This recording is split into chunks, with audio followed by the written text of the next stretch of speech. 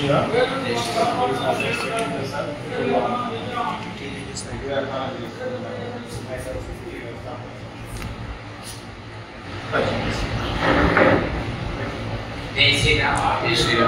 నమస్కారం. నా పేరు గోకుల్ చంద్రశేఖర్.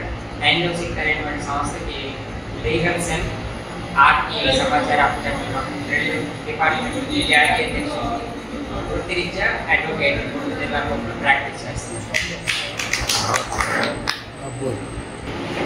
హిందూ ధర్మం మీద జరిగే దాడుల గురించి అవగాహన అనేది ముఖ్యం.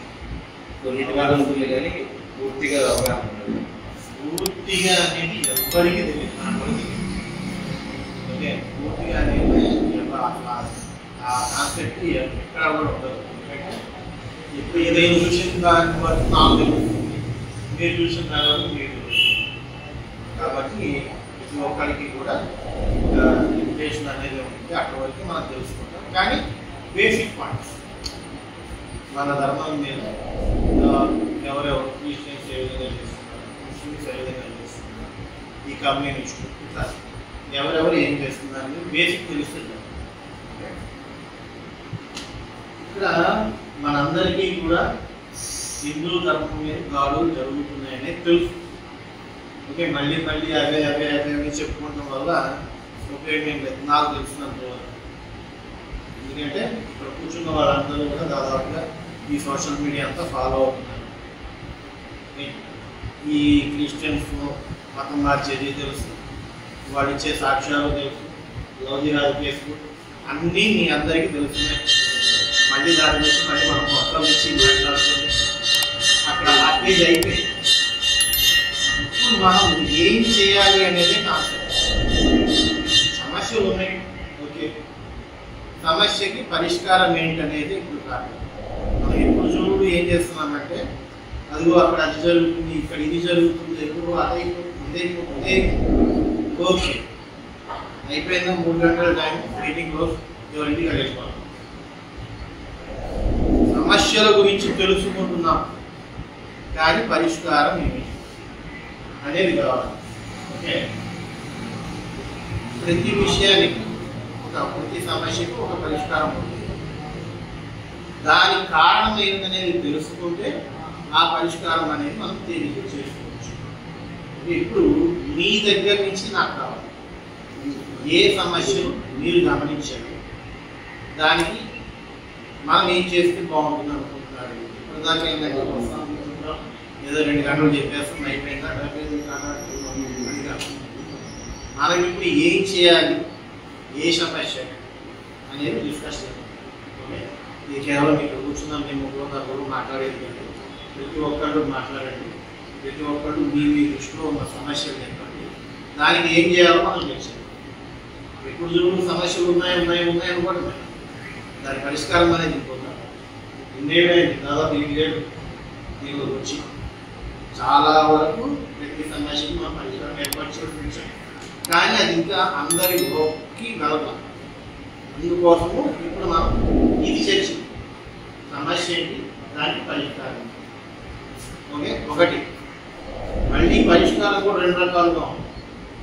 తాత్కాలిక పరిష్కారం అనేది ఒకటి ఉంటుంది, శాశ్వత పరిష్కారం అనేది ఒకటి. ఓకే, అది కూడా చర్చిద్దాం. తలలో పూలు పెట్టుకునేటువంటి ఆడవాళ్ళు ఆయన వ్యాఖ్యానం చేశాడు, ఆ మీటింగ్లో చెప్పాడు, ఆ తప్పుడు అర్థం వచ్చే విధంగా చెప్పాడు. ఇప్పుడు మనం ఏం చేస్తున్నామంటే ఆయన ఏవైతే విమర్శలు చేశాడో వాటిని బేస్ చేసుకుని ఒక కంప్లైంట్ అయితే తయారు చేసాం. ఆల్రెడీ కంప్లైంట్ తయారు చేసి మేము ఆల్రెడీ గుంటూరు నల్లపాటు పోలీస్ స్టేషన్లో ఎఫ్ఐఆర్ చేయించాం. పెద్ద పాస్టర్ కాబట్టి అతను కట్టడి చేయడానికి వీళ్ళని ఎక్కువ కంప్లైంట్ ఇవ్వాలి. దానికోసం చెప్పి నరసరావుపేట కలెక్టర్ ఆఫీస్లో కంప్లైంట్ ఇవ్వాల్సి ఉంటుంది.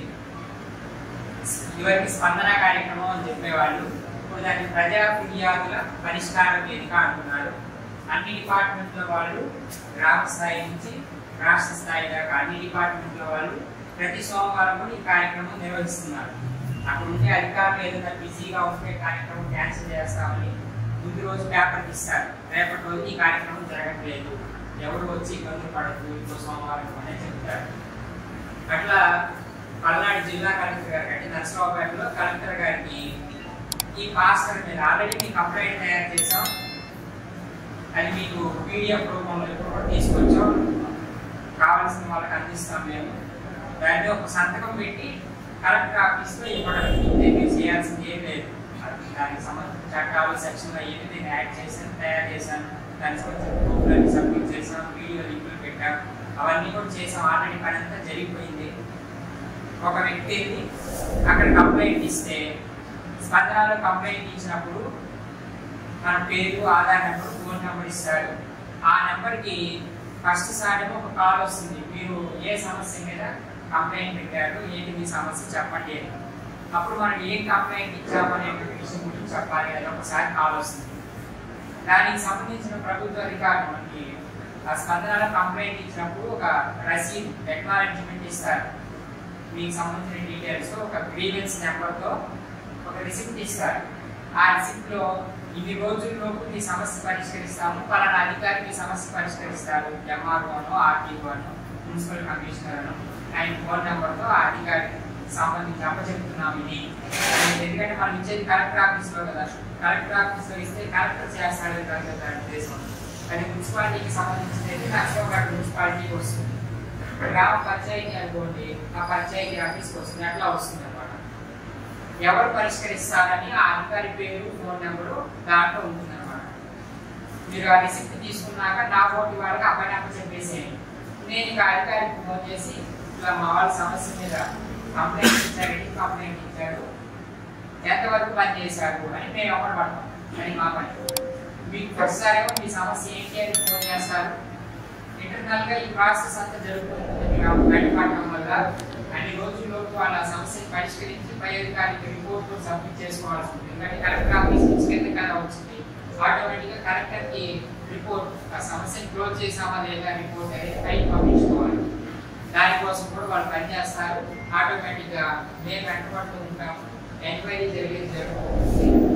సమస్య పరిష్కరించేసాము అని రెండోసారి చివరిలో మీకు ఫోన్ వస్తుంది, మీ సమస్య పరిష్కారం అయిపోయిందా, మీరు సాటిస్ఫాక్షన్తో ఉన్నారా అని చెప్పి రెండోసారి అడుగుతున్నాం. ఈ 2 సార్లే మీతో పని ఉంటుంది. మిగిలినంతా కంప్లైంట్ తయారు చేసేది మేమే, దాన్ని ఫాలో అప్ చేసేది మేమే. ఈ 2 సార్లు మాత్రమే పని ఉంటుంది. కాబట్టి దగ్గరలో ఎగ్జాంపుల్ చెప్పాను, నర్సరావుపేటలో కలెక్టర్ గారి ఆఫీసులో ఈ కంప్లైంట్ ఇవ్వాల్సి ఉంటుంది. ఇది బ్రీఫ్గా విషయం.